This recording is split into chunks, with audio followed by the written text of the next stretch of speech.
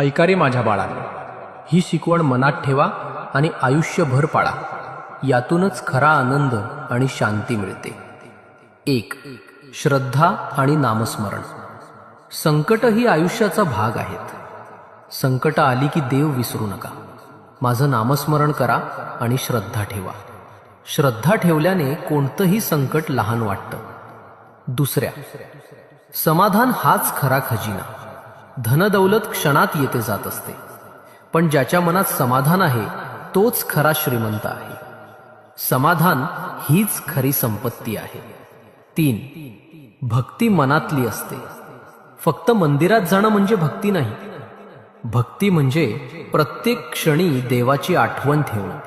हीच भक्ती मन शुद्ध करते आणि जीवन सुंदर करते. 4. राग मनाला जाळतो.